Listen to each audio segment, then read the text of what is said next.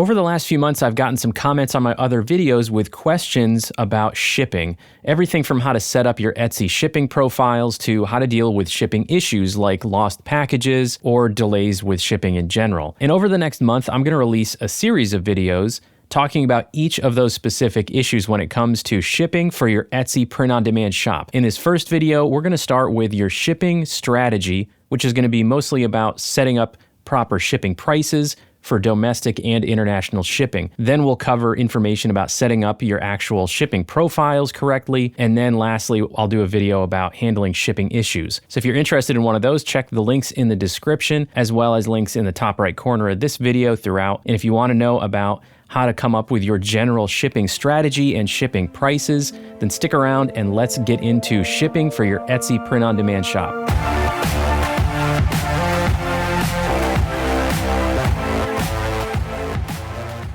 All right, so to kick off the video series on shipping for your Etsy print-on-demand shop, I wanted to start with this because I think it's important to kind of take a step back and assess what is your shipping strategy going to be before we get into all the details of filling out your shipping profiles or checking and making edits to your shipping profiles, and then ultimately dealing with those fun shipping issues that we all get to deal with as online sellers. This is part of your pricing strategy, really. So hopefully, if you've kind of thought through your overall shop pricing strategy, this was part of those considerations. But it's always worth thinking about something on its own merits. So we're just going to take some time today and talk about the different ways you can approach your shipping strategy for your shop. So there's two general ways to approach shipping that are pretty obvious: free shipping or not free shipping.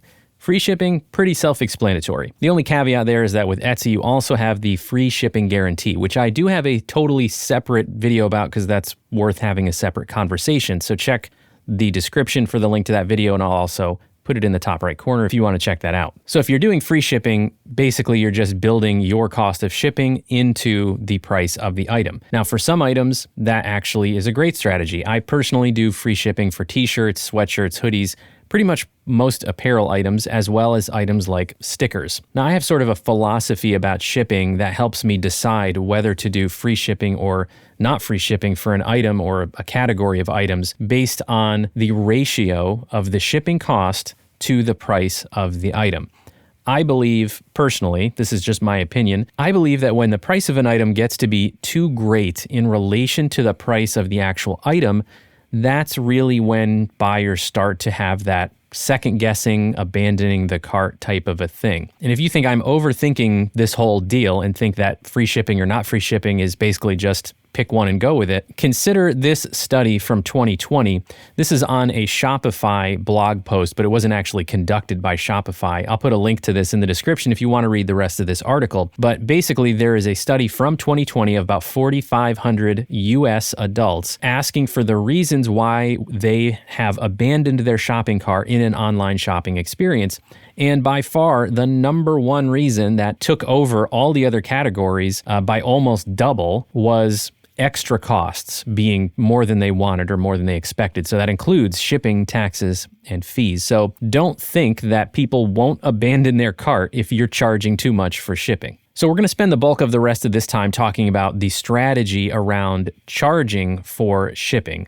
But first, I just want to show you a couple differences in the way that sellers do things by using this 4th of July t-shirt category that I just searched for on Etsy. So you'll see a variety of prices in here, and you'll see some that have the free shipping sort of tag next to the price. There's a couple down here in the corner. And then you'll see some that don't have that because they charge for shipping. And so what you're going to see is mostly lower prices on the items that are charging for shipping, because that's really one of the main reasons why you do charge for shipping, is so you can lower the list price of the item, make it look more competitive. The customer sees that when they check out, of course, but it maybe gets more people to click on your listing in search results because it looks like a lower price. And so if you are doing free shipping, for the most part, you're going to be showing a higher list price. And so you can see there's a difference here on a couple items from this top row, like Party in the USA, $17.85, no free shipping, $11.99, no free shipping. But then you see some items like this America the Beautiful, $27 here, $27.49 with free shipping. Obviously, their price has to be higher because they are not charging for shipping.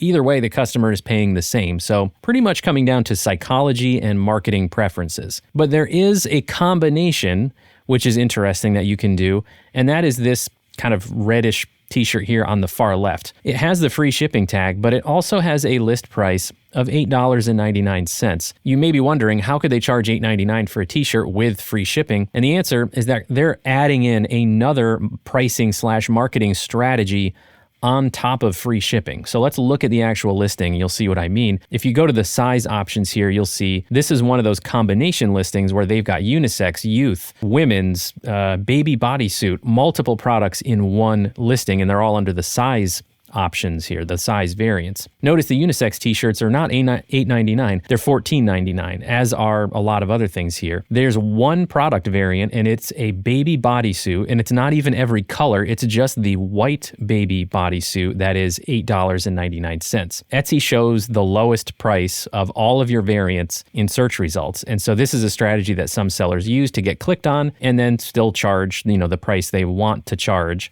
So for me, when it comes to pricing strategies, assuming I am going to charge for shipping, because I do charge for shipping on some items like mugs, where the shipping cost is significantly higher, and I don't want to show too high of a retail price to the point where it gets to be uncompetitive, in my opinion. There is what I call a bullseye price, which is a perfect balance between a competitive price and a shipping charge that won't cause the customer to abandon their cart and not complete the checkout. It's all about that balance. So if you are too high on the retail price, they won't click on the listing and to even look at it. And if you're too high on the shipping price, they're more likely to abandon their cart. So let's just do a quick example. District Photo is my primary print provider for mugs through Printify. They charge $3.56 for an 11-ounce white mug if you have Printify Premium, and their shipping cost is $4.99. So this is getting back to my theory, my philosophy about the shipping strategy has to do with the ratio of the shipping cost to the price of the item. In this case, the shipping cost is actually higher than the price of the item. So we need to be careful here to find that bullseye price that balances those two out for the customer. I used a pricing calculator like the Allura Etsy calculator, link in description if you need it, to figure out what my target total out the door price is. And because the cost is $8.55 and I'm looking for a 35-ish% profit margin, my total out the door price that I want is $16. Now, if I could get a little bit more than that, that'd be great, but we're gonna use even numbers for this example. So I want $16. I don't care how I get there, I just want $16 so that I can have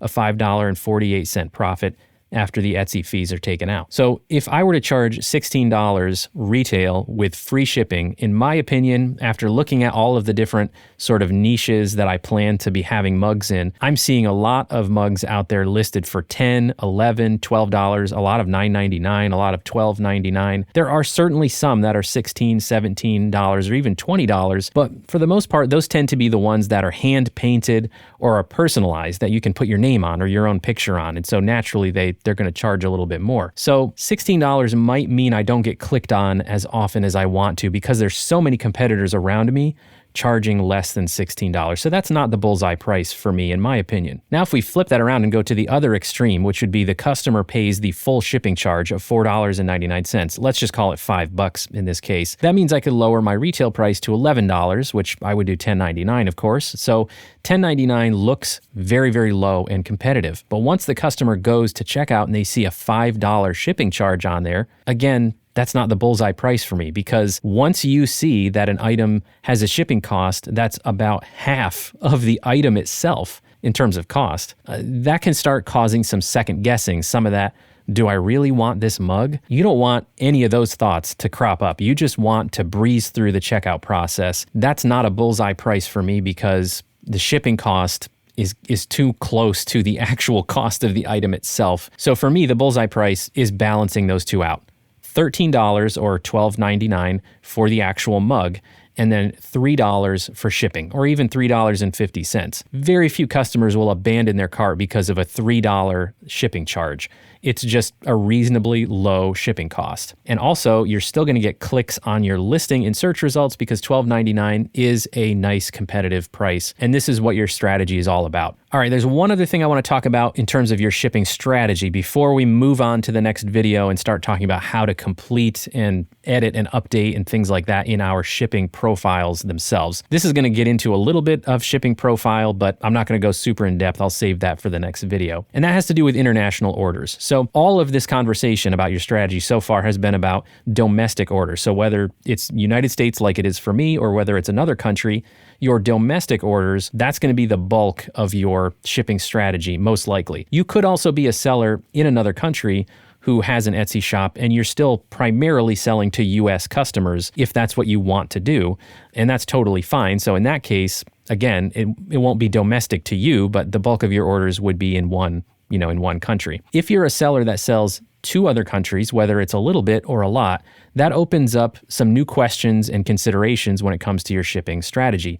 I want to share with you one thing that I do for my international orders that is part of my strategy. And this strategy, I think, works well for me because I don't have a super high volume of orders in other countries every single month. So let's use an example again. Same mug, fulfilled by District Photo. Let's say it's a customer in the UK. The shipping cost for the UK is going to be under, I think, it looks like rest of world because I don't see the UK separate. So that's $9.49 plus the regular production cost of $3.56. However, for international orders, you are also going to get charged additional taxes if you are not a registered business in that country who can be exempt from those taxes. Specifically, I'm talking about VAT or value added tax. The VAT is something you will be charged as the seller on your order, where you normally are just paying production and shipping. You're not paying tax on your order. But like for me, I'm not a registered business in any European country or anything like that. So I'm going to get charged VAT by Printify for a customer in the UK. So that means not only do I have to cover the higher shipping cost to an international order, but I also have to plan on covering VAT because there's no other way for me to recover that cost but to add it into the price of my shipping. So generally, I like to plan for $2 to $3 extra in my shipping profile for each country outside of the United States. Now, there is one thing that I also like to do, and this is where it gets into strategy, to help the customer receive the order faster and lower the overall cost. So again, this works primarily well for me because I don't get a super high volume of orders to other countries every single month. But what I do is I use a different print provider for my international orders. Usually I'm able to stay right within Printify. Sometimes I do go to a different platform like Gelato, who has a lot of providers in many, many countries. I think 34 right now. But for this one, we'll stick with Printify. So they have a print provider in the UK